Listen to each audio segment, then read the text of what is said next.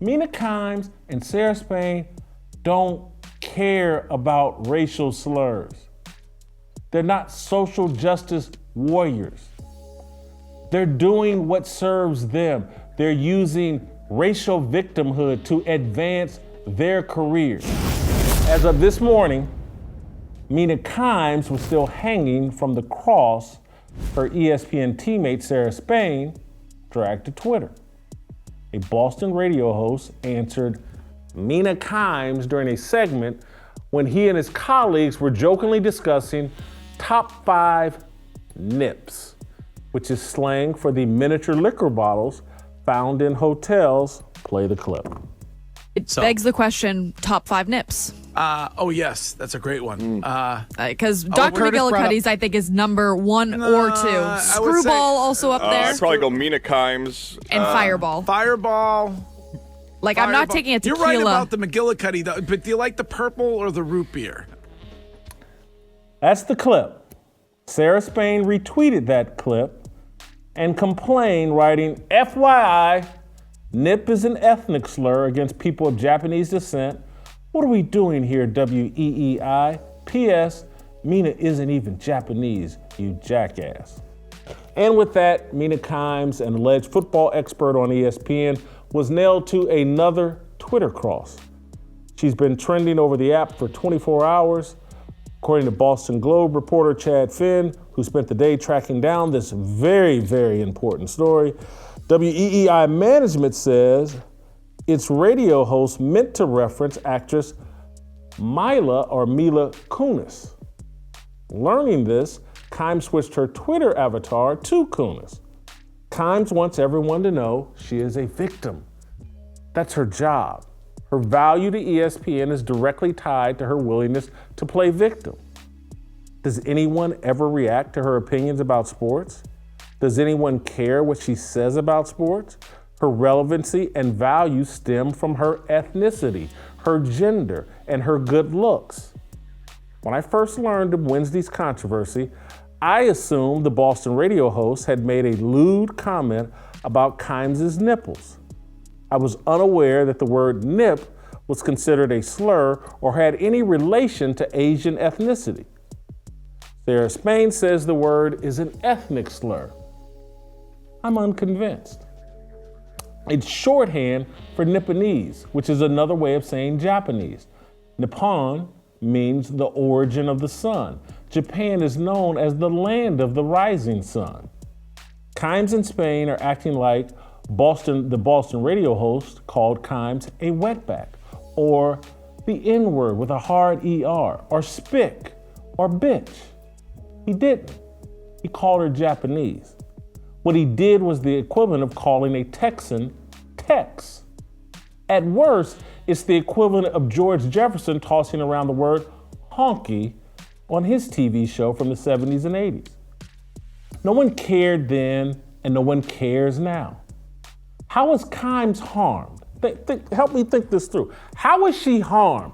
A guy in Boston on some low-level radio station, or, WEI is popular in Boston, but Mina Kimes doesn't even know who this dude is. I don't even know his name, and I've read it a dozen times on Twitter in the past 24 hours, but I don't know his name. How is she harmed by this dude saying something stupid on this radio show? I mean, seriously, how was she harmed? The next time a black ex-con beats up an Asian shopkeeper in Los Angeles or New York, will Kimes claim that a white radio host in Boston created the culture of Asian hate? Were Kimes' feelings legitimately hurt? Is she less employable today than yesterday? Is the sports media world rigged to discriminate against Asian journalists? I'd argue just the opposite. Mina Kimes has a high-profile TV job because she's Asian and female. She's no expert on the NFL. She's a decent sports writer. But ESPN has more than 24 sports writers far more accomplished, skilled, and informed than Mina Kimes. And some of them are women. But they're not Asian, and they're not as attractive as Kimes, and they might not be as comfortable playing the victim as Kimes. It's all she's got. Kimes in Spain love reveling in mean tweets and emails. They make news every time they pretend they're the only sports writers getting criticized. I mean, the only sports writers getting criticized. I would love,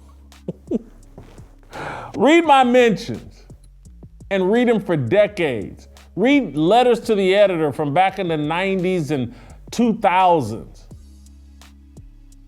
And again, that's not me asking anybody to feel sorry for me or to glorify me, but criticism goes along with the job. Everybody deals with it, men and women. And if she can't take it, she ain't built for this. And maybe many of you are, men and women. There's a lot of guys that don't want to be in the opinion business because they don't want to take the blowback that goes along with it. They're much more comfortable being feature writers or just straight up news reporters because they don't want the heat that comes along with stating an opinion. There will be blowback, and much of the blowback will be nasty and inconsiderate. It's nothing. It's the price of admission. It's the price of the high-profile jobs and that big paycheck. People just don't throw flowers at your feet. And particularly when everybody's sitting there going, you don't know what you're talking about. You've never played football. You never covered it in a real way. You're not some beat reporter that spent 10 years covering the NFL like Peter King or Jeff Darlington. And I'm not throwing those guys out. I don't want them dragged into this fight because they got to play woke too. And I don't even know if they're playing woke. Maybe they are woke. But Mina Kimes didn't do any of that. She showed up hot and Asian, and they threw her on TV, and they're pretending like, oh God, she really knows these stats well, and she's some kind of NFL expert. She's on the same level as Dan Orlovsky and Ryan Clark and all these other guys, and these Louis Riddick and all these other guys that talk football in a real way. ESPN plays along with this silliness because they are slaves to diversity, equity, and inclusion. Slaves to it. They hope, and they're hoping and praying Mina Kimes will transition at some point so they could really milk this thing. Of course, ESPN put out a statement defending their Asian Instagram model. There's no place for these type of hateful comments, which were uncalled for and extremely offensive. That's what ESPN said in a statement. Hateful? Did ESPN watch the same video clip that we played here? The dude thought he was being funny. He wasn't being hateful, and he wasn't trying to offend. He made a stupid joke. No harm, no foul. Hateful? This is what we reduced hate to? Name your top 5 nips. Mina Kimes. Mina Kimes is nowhere in the room. She's not listening in Boston. It has no impact on her, but this is hateful? Do these guys know what hate is? The word nip was popular during World War II. American soldiers used the word when referring to Japanese soldiers. I'm sure some WW2 veterans use the word in a derogatory fashion. But World War II has been over for more than 70 years. A lot has changed in 70 years. In fact, a lot changed 20 years after the war.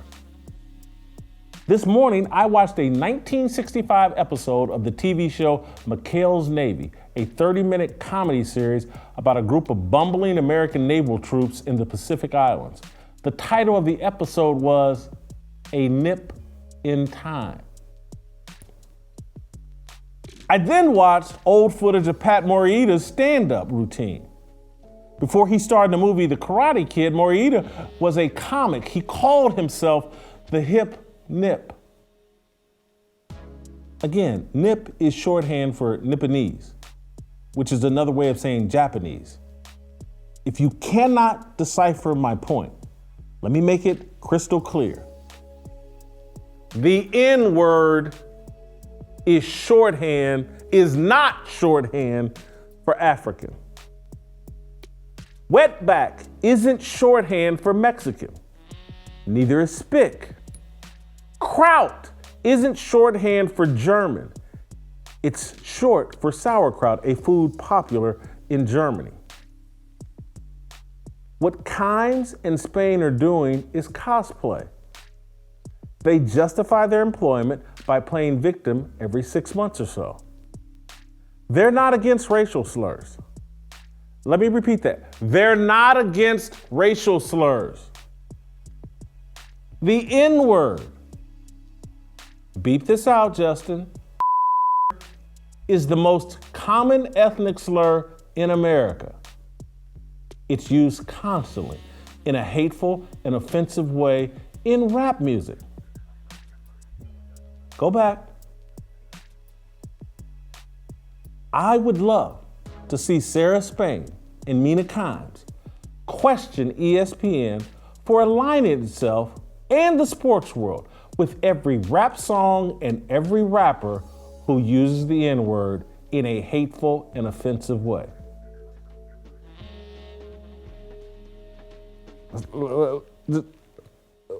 Understand this. I don't want you to miss this point. Go listen to rap music. Go listen to them rap about shooting every, and beep this out, every they see.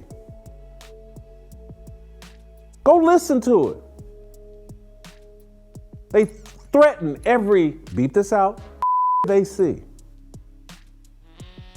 They use the N-word in a derogatory and hateful fashion every other line.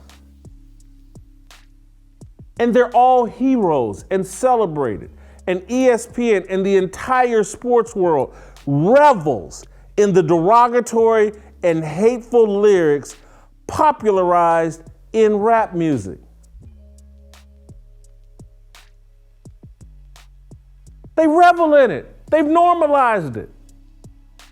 And it's used in a derogatory and harmful way, and it does do actual harm. It has painted black people, men and women, as America's clowns and degenerates and criminals and drug users and hedonistic and no sexual discipline. Painted us as clowns. And ESPN revels in it. And they want me to believe that some clown on a Boston radio station saying, he didn't even say the word nip. He inferred that Mina Kimes was a nip, and she's not Japanese.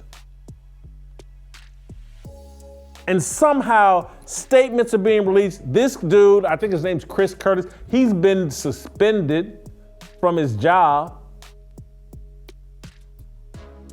And so what they're telling you is, what the message is, that you will not accept, and white liberals won't accept, and black people certainly won't accept, is that you can call black people every name in the book. You can denigrate us every which way you want, and we will celebrate it, and we will celebrate the people that do it.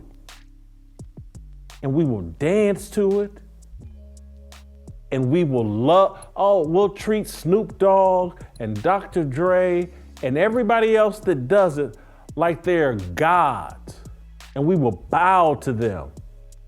But if a clown in Boston infers that Mina Kimes is Japanese, we're gonna protest, we're gonna write statements, we're gonna demand that somebody get suspended, we're gonna throw a tantrum. Mina Kimes and Sarah Spain don't care about racial slurs. They're not social justice warriors. They're doing what serves them. They're using racial victimhood to advance their careers. Sarah Spain is, she's one of the good white folks. She stands for all the right things. She's offended. Oh my God, someone called Mina Kimes a nip, and 20 people in Boston heard it. Now, and beat the South, but you niggas, we gonna call you niggas every chance we get, and we gonna twerk, and we gonna dance, and we gonna do, it's the greatest thing in the world, you.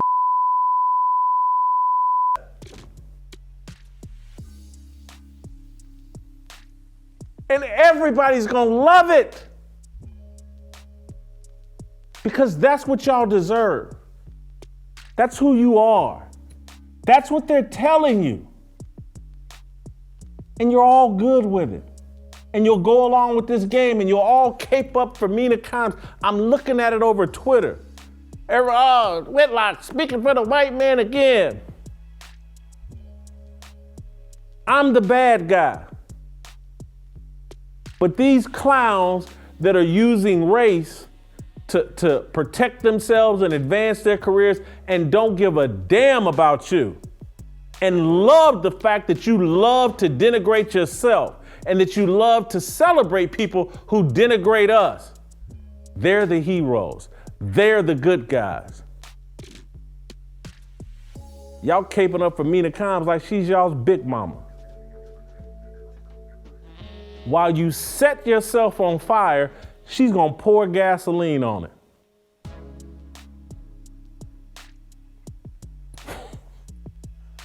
Keep going for it.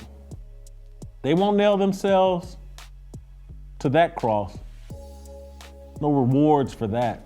No rewards for challenging corporate media entities that have normalized in mainstream harmful anti-black bigotry. Picking on a no-name Boston radio host is light work for lightweights. And Mina Kimes and Sarah Spain are lightweights.